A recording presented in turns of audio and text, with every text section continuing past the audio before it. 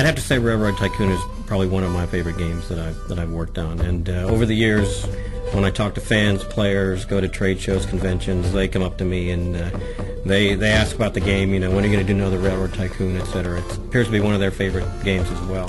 And here we are now with Railroads. All aboard!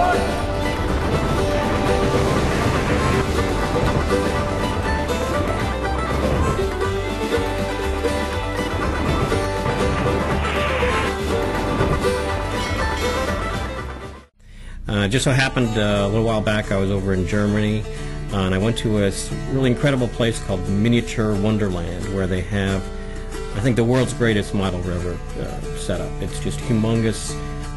They've got a place where they have American trains, European trains. It's just an incredible place. And that again reminded me of how much fun model railroads could be. And I kind of started thinking about maybe it is time to readdress and come back to Railroad Tycoon. So I talked to the folks at Take-Two, our publisher, and they were really excited about the idea. So I went into my office and closed the door and started to put together a little prototype, this time in 3D with all sorts of cool graphics of what a railroad game might look like for the 21st century. And it just was a whole lot of fun to play.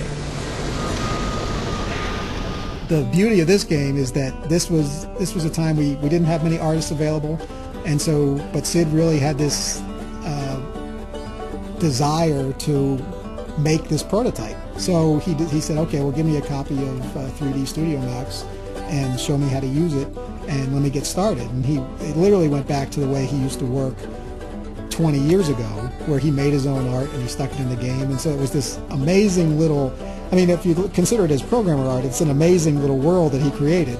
Anybody else looks at it and they're like, oh boy, that's a little interesting. But obviously, you look at that and you say, okay, this is fun.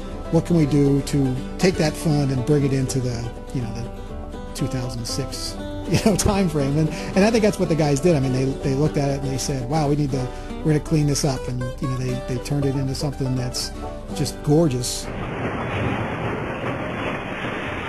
I think Civ 4 picked up on the Pirates' colorful, vibrant world and kind of took it another step forward. With those past two titles, since we've gone 3D and we've got more power graphics-wise than we ever had before, Civ was dealing with a lot of the same things that we deal with in Railroads. There's a lot of stuff on screen. There's a lot of stuff to manage. So I think we took that same mold that they used in Civ in a lot of ways and then dialed it up a notch. It was definitely the goal to make this probably the best-looking game we've done yet. Well, one of the great things about Railroads, which is true of all of Sid's games, is that the theme is a universal, endearing theme. All of Sid's games are based in reality, games like Civilization, games like Pirates, games like Railroads, all based in real-life things, but he's able to drill right to the core of what makes those things fun.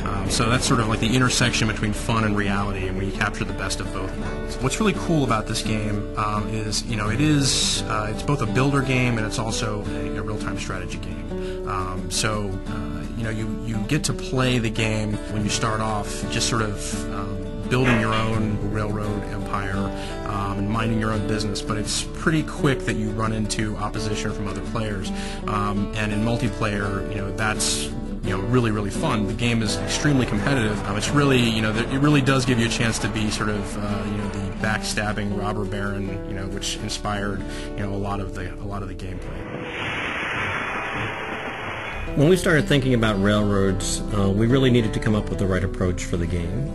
With a game like Civilization, for example, we use a turn-based approach, which lets the player think through their strategy, allows us to create some very deep and interesting problems for the player to deal with, and puts them in the role of king in a game that lasts for thousands of years. In Railroads, it's a slightly different situation. We want it visually exciting. We want animation to be happening. We want trains to be moving. We want switches to be switching and signals to be signaling, and a lot of cool stuff happening on the screen. To bring that to life, we felt that real-time was the right approach. Real-time creates a really dynamic play experience, as you always have another decision to make, just one more train, just one more cargo, and it really brings the world to life.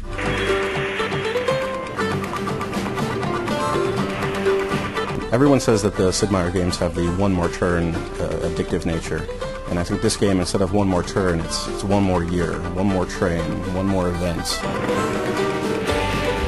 You start getting into all the more intricate strategies, and you realize, wow, is it 3 o'clock in the morning already? It was easy to get into and start playing, but before you know it, you've spent several hours just having a great time playing.